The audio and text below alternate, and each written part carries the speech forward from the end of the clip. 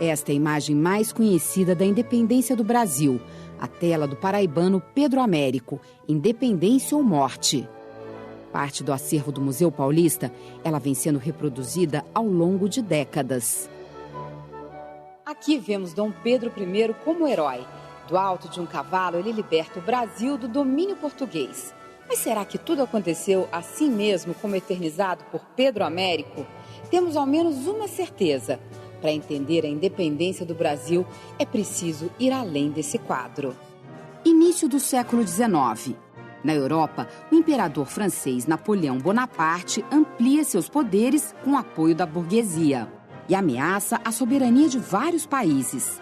Napoleão, que foi líder dos últimos estágios da Revolução Francesa, começa em 1796 uma série de batalhas, as Guerras Napoleônicas. Sua intenção é clara: expandir o território e a influência da França sobre a Europa. A Inglaterra é o maior inimigo de Napoleão e da França, porque ela é a grande potência europeia nesse momento, ela é aquela que coordena, que domina o comércio internacional. E justamente por isso, a principal ação de Napoleão é a tentativa do bloqueio continental, é tentar impedir que os ingleses levem as suas mercadorias industrializadas aos mercados europeus e que tenham acesso também às matérias-primas que os países europeus, por meio das suas colônias, muitas vezes, forneciam à Inglaterra. Napoleão determinou então que todos os portos da Europa deveriam se fechar aos navios ingleses, impedindo o comércio entre as nações. Portugal evitou tomar uma posição no conflito. A principal dificuldade para Portugal, e por isso essa hesitação em tomar partido e tomar decisões, é a fraqueza de Portugal dentro do conflito europeu. Portugal não tem como enfrentar a França, Portugal não pode prescindir do apoio inglês por conta de uma relação já antiga, porque Portugal era dependente da proteção inglesa. Sem outra saída, a família real portuguesa foge para sua colônia mais rica. Cruza o Atlântico com proteção militar dos ingleses e chega ao Brasil em 1808. Dom João, príncipe regente português, vem acompanhado de toda a corte e de 15 mil pessoas. Começa assim um novo capítulo de nossa história. Assim que chega à costa da Bahia, rumo ao Rio de Janeiro, Dom João decreta a abertura dos portos às nações amigas. Com isso, põe fim ao pacto colonial que impedia a comercialização direta dos produtos da colônia sem passar por Portugal. A abertura dos portos favorece especialmente a Inglaterra. O que precipita, em 1808, a vinda da corte, além da invasão francesa, é também o interesse da Inglaterra em abrir o mercado americano, o mercado brasileiro, aos seus produtos e ao seu comércio. A abertura dos portos também beneficiou os comerciantes locais. Um exemplo, o caso de Pernambuco, que tinha uma produção algodoeira grande, que cresce na década de 10 e que também era interessante a Pernambuco vender o seu algodão para a indústria têxtil inglesa, independentemente de impostos ou de qualquer tipo de intermediação que pudesse ser tentado pela metrópole. Quando a família real chega aqui, o Rio de Janeiro já era a capital do vice-reino do Brasil e o porto mais importante da América Portuguesa. Mas ao se tornar a sede do Império Português, a cidade passa por grandes transformações. Várias construções foram adaptadas para receber a corte.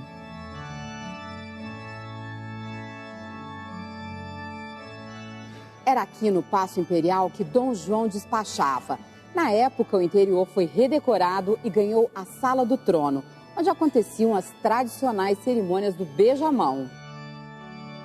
Como é que a cidade do Rio se transforma em função da vinda da família real para o Brasil? Olha, é importante destacar que 1808 é um fato inédito, assim, não existe paralelo, né, a capital de um império mudar de um continente para o outro, né? Então, você está trazendo toda a estrutura administrativa a Portugal, não é o rei que vem, é o Estado português que vem.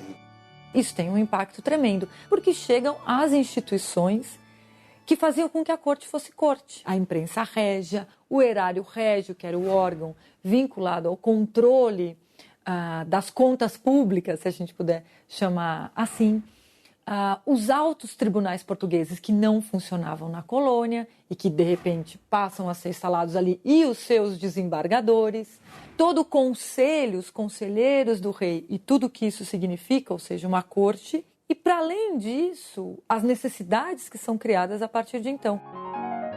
Com a transferência do centro de poder de Portugal para a colônia, muitos nobres portugueses começam a criar raízes por aqui. O que é esse enraizamento? Primeiro, as alianças com os poderosos locais por meio de casamentos. A compra de terrenos, a construção de casas, a formação de sociedades e de firmas comerciais com os locais. Então, há uma aliança dessas elites portuguesas que vêm com a corte, com as elites nativas, com as elites locais. Os interesses da metrópole eles se transferem para a América, eles se transferem para o Rio de Janeiro.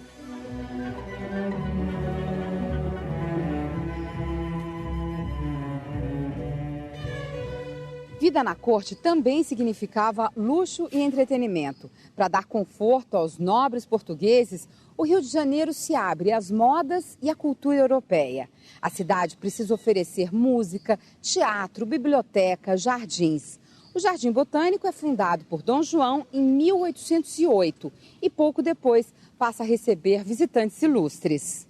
O Rio tem uma expansão enorme, né? A cidade cresce, então assim, ela cresce para a Zona Oeste, a Quinta da Boa Vista, onde vai ser a morada do imperador, em torno vão surgir belas chácaras, onde as ruas são alargadas, né? São criados muitos chafarizes que tinham uma função fundamental de abastecer as casas, né? São feitas muitas obras de saneamento, de aterramento de pântanos, como também surgem teatros, você começa a ter companhias teatrais e de música que passam a vir para o Rio de Janeiro e aqui no Rio se apresentarem, então cresce em todos os sentidos e modifica a vida das populações, né? Da cidade e também dos europeus que aqui vão estar de frente com uma outra vivência. Com a derrota de Napoleão Bonaparte em 1815, a família real tem a possibilidade de voltar a Portugal. Mas o futuro rei, Dom João VI, não apenas prolonga a permanência da corte por tempo indeterminado, como eleva o Brasil à condição de reino. A partir de 1815 é quando a gente começa a falar Reino de Portugal, de Algarves e do Brasil. Todos são colocados num pé de igualdade. Isso tem um efeito político bastante importante nessa época. Após a expulsão das tropas francesas, Portugal vive uma fase conturbada. Em 1820, um movimento revolucionário, inspirado por ideais constitucionalistas, ameaça o trono. É a Revolução do Porto. A principal questão da Revolução do Porto foi a perda dos privilégios do comércio brasileiro pelos comerciantes portugueses que ficaram em Portugal. A abertura dos portos provoca aquele sentimento que eles tinham de que agora Portugal era a colônia do Brasil e não mais o contrário. A pressão dos revolucionários do Porto obriga Dom João a voltar para Portugal. E ele deixa seu filho, Dom Pedro I, como príncipe regente, à frente do Reino do Brasil. E isso significa o princípio da separação entre esses dois corpos políticos, que é o Brasil de um lado e Portugal de outro. Impulsivo, ambicioso, romântico e até idealista, Dom Pedro I já foi descrito de muitas maneiras. Talvez ele tenha sido um pouco de tudo isto.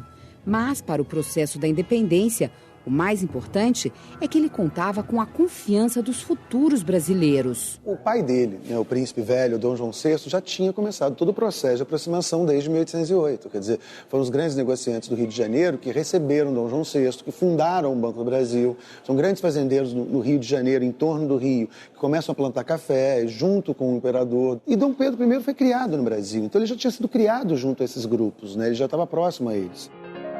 O ano é de 1822. Portugal agora tem uma Constituição que deve ser respeitada pelo rei e seguida por todos os reinos do Império.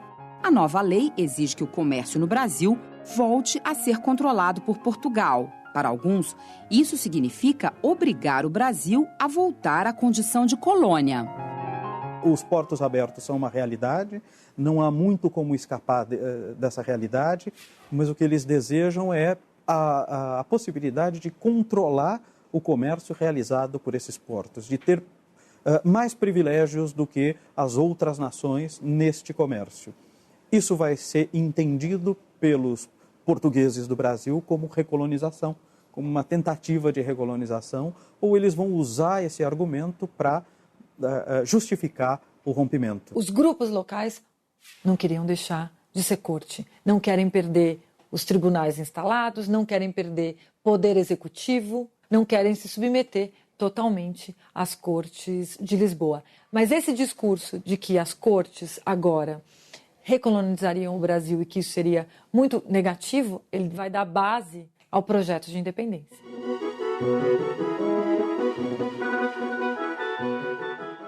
Hoje, o Riacho do Ipiranga está canalizado e em nada lembra as pinturas bucólicas em que aparece. Mas diz a história que a proclamação da independência aconteceu aqui, nessas margens, em 7 de setembro de 1822. Dom Pedro I rompeu com Portugal e com a própria família ao fazer do Brasil um país independente. E Dom Pedro I, nesse sentido, é um grande estrategista, né? Porque quando no momento da independência, no momento da ruptura, ele está em viagem, ele viaja para Minas Gerais e depois ele viaja para São Paulo, no 7 de setembro. O que ele está fazendo nessas viagens? Ele estava buscando o apoio das províncias de Minas Gerais, do Rio de Janeiro e de São Paulo, que são as províncias centrais para entender a nacionalidade e a independência do Brasil. A independência do Brasil foi reconhecida por Portugal apenas 3 anos depois, em 1825. O Império Português enviou tropas para combater forças locais e o Brasil teve que pagar uma grande soma a Portugal. Mas um dos maiores desafios de Dom Pedro I era construir uma unidade nacional. Ele precisa construir esse desejo de que as províncias sejam parte do Brasil, e precisa angariar os apoios dessas elites, e uma das questões centrais para esse apoio é garantir a força de trabalho para que elas possam produzir. E essa força de trabalho, nesse momento, ela é a escrava. Já se pressupõe que o tráfico é algo destinado a acabar, mas é preciso manter o quanto for possível a escravidão. Então a independência não é um momento onde você mantém a escravidão. A independência é um momento onde você reafirma, né, e aumenta muito mais a necessidade de escravos, até porque está tendo a expansão da cultura cafeeira na região centro-sul do país, até porque em outras regiões está aumentando a produção, né, de açúcar, de fumo, de algodão. Então, para você fundar um país, era importantíssimo você ter mais e mais e mais escravos africanos. Erguer um monumento em comemoração à independência. A ideia surgiu logo depois da proclamação como forma de construir a história do novo país. Mas por falta de recursos, o Museu do Ipiranga, hoje Museu Paulista, só foi inaugurado 73 anos mais tarde.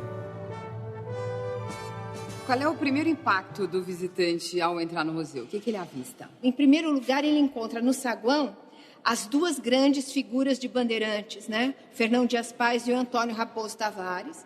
E ao subir a escadaria, ele avista a escultura de Dom Pedro, com 3 metros de altura, e numa posição muito altaneira, quer dizer, Dom Pedro está proclamando a independência, e ao redor dele, como se fosse um séquito, alguns outros bandeirantes que, ao longo do século XVII, contribuíram para a expansão territorial. O ápice dessa expansão territorial seria justamente o processo de independência capitaneado por Dom Pedro, e eu acredito que não há outro lugar em que a simbologia do território esteja tão claramente enunciada quanto na escadaria do Museu Paulista, com essas ânforas que contêm as águas de alguns dos principais rios brasileiros, mostrando justamente que o percurso dos bandeirantes, feito através dos rios, contribuiu para dar uma unidade a esse imenso território que se constituiu como nação. A história da independência não ficaria completa sem um retrato oficial da proclamação. Era preciso dar formas e cores ao acontecimento. A missão coube ao pintor acadêmico Pedro Américo. Ele precisava imortalizar um episódio que ninguém tinha visto. Nem mesmo membros da comitiva de Dom Pedro tinham deixado relatos detalhados do que aconteceu. Então ele usou da imaginação. Quais são os elementos que reforçam que essa obra é uma ficção? Em primeiro lugar, os cavalos. Todos são cavalos andaluzes. Dificilmente, na sociedade colonial, haveria tantos cavalos andaluzes para compor os batalhões. Geralmente eram raças que nasciam aqui no Brasil mesmo. Depois, esse uniforme, todo branco, é um uniforme que vai ser criado meses depois da proclamação da independência, quando foi organizado o batalhão dos cavaleiros do imperador, né?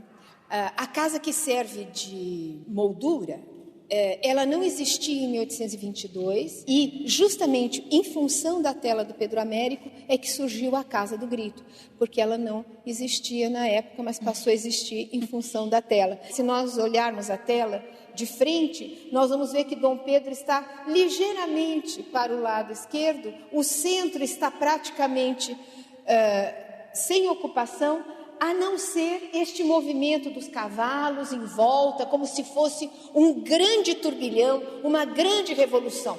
Este é o significado, né? Dom Pedro no meio de uma grande revolução, proclamando a separação de Portugal, tomando as rédeas do poder e, o que é chave, a tela de Pedro Américo marca o lugar.